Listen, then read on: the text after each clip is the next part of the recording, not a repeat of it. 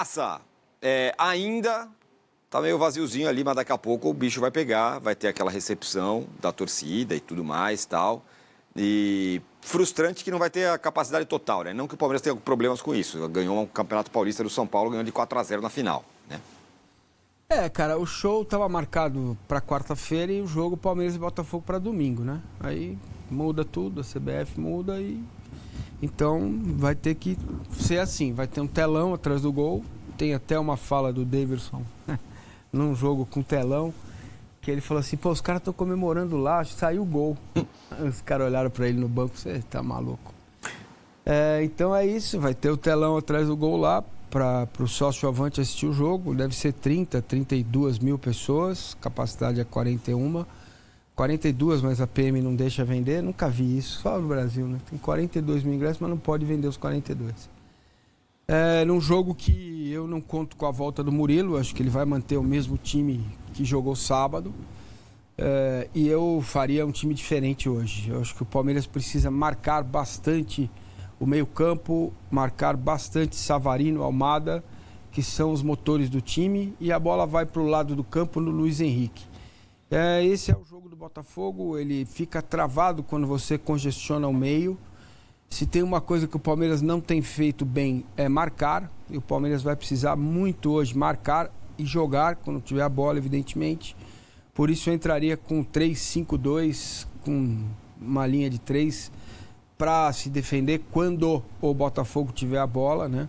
E você pode até adiantar um pouquinho o Vitor Reis para dar um auxílio pro Aníbal e pro Rios, para marcar este meio-campo do Botafogo. O Almada do lado de campo não tem utilidade, é um jogador que cisca muito, mas não consegue ser efetivo. E o Palmeiras precisa marcar bastante o Botafogo. Essa é a minha premissa para o jogo. Dormi pouco essa noite estudando o jogo, como eu fiz naquela final da Libertadores lá.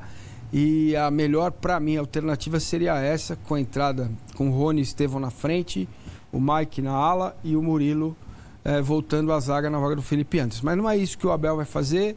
Ele vai repetir o time que jogou sábado, né? O Everton, Marcos Rocha, Gomes, Vitor Reis e Caio Paulista, os dois volantes, Aníbal e Rios, Veiga, Estevão, Rony e o Felipe Anderson. É o time que vai para o jogo. Eu acho que o Palmeiras fez uma leitura dos jogos contra o Botafogo este ano. Foram 2 derrotas e um empate. Um deles o Palmeiras jogou muito mal e no jogo em casa também foi dominado pelo Botafogo em algum momento. Estava 2-0 quando o Palmeiras foi buscar o resultado. E, cara, assim, é um jogo que acho que o torcedor do Palmeiras olhar para a vitória é uma coisa fundamental, mas é olhar para uma atuação que seja realmente boa, sabe? De não permitir ao Botafogo que jogue. Todas as questões que envolvem o Botafogo, a gente vai falar já dessa coletiva patética, ridícula do treinador no dia seguinte do jogo. A gente vai falar já, mas isso fica no imaginário do torcedor, não pode entrar na cabeça dos jogadores. Eles vão segurar porque sábado tem final da Libertadores. Eles estão sentindo o problema emocional. E estão. Mas o Palmeiras tem que fazer o jogo dele, entender que o empate mantém o Palmeiras vivo, ainda só dependendo dele, vai continuar dependendo dele, mas isso pode trazer Inter, Fortaleza ou Flamengo para disputa em 2 últimas rodadas.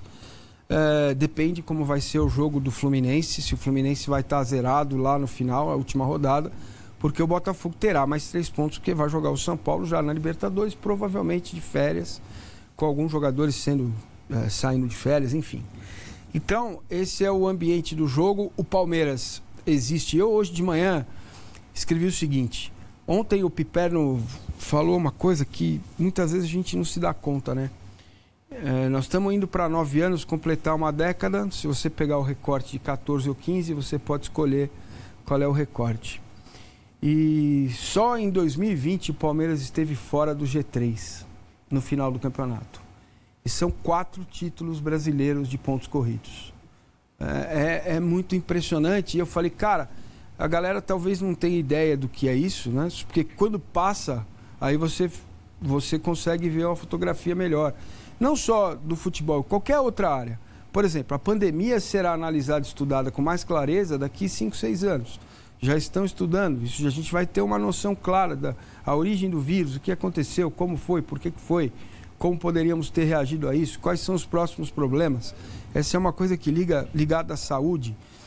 A mesma coisa as vacinas, né, que são implementadas e demoram um tempo de maturação para liberação, enfim. O futebol é a mesma coisa, cara. Esses períodos incríveis que um clube vive, eles são espetaculares e eu fui... muita gente concordou comigo, mas tem uma diferença de gerações, né? De gente falando que eu, porque sou da fila, falo sobre isso, como se eles que não viveram a fila fossem menos palmeirenses. E não é nada disso, cara.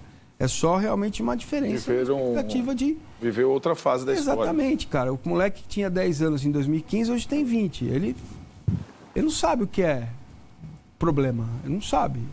Pode... Se queixa das Copas, que foi eliminado aqui e ali, mas é um período espetacular da história do clube. E vejam, o Palmeiras passou pelo período de eleição também, passou sem turbulência, o campo respondeu, o time ganhou, não jogou bem, ganhou. E esse é o jogo hoje, cara. Esse é o jogo. Se o Palmeiras ganhar hoje, ele fica muito, muito perto de até ratificar a conquista do título. Muitos encerram o campeonato antes, né? É interessante, a gente faz esse exercício, é legal. Acabou aqui, vai acabar ali, mas não acaba, cara. Mesmo que o Palmeiras vença, o campeonato não acaba. Aí, pra você entender como que isso vai repercutir no Botafogo, como vai ser o jogo do Botafogo com o Galo, tem que esperar até a outra quarta-feira, quando o Palmeiras vai a Belo Horizonte jogar contra o Cruzeiro, né? O clima em Minas não é nada saudável com relação ao Curiosamente, foi lá que o Palmeiras ganhou o bicampeonato, né? Isso. No Mineirão contra o Cruzeiro. Exatamente. Então ainda tem essa questão do que aconteceu com as torcidas uniformizadas. Não teria torcida do Palmeiras desta vez, né? Ainda não está ratificado, mas provavelmente vai acontecer. É possível que não tenha, né? Mas então tem um ambiente em Minas assim muito de querer vingar, de ganhar o jogo, enfim. Então, cara, tá tudo aí. Eu mexeria no time, eu jogaria com 3 zagueiros, não para deixar o time mais defensivo, não de jeito nenhum, mas para quando você se defender, você ter uma linha de 5 protegendo mais o meio e dando o lado de campo para o Botafogo cruzar a bola na área, que foram mais de 50 cruzamentos aí nos 2 jogos contra o Vitória. Mas o Abel não pensa assim e vamos nessa, vamos ver o que vai acontecer. Você muda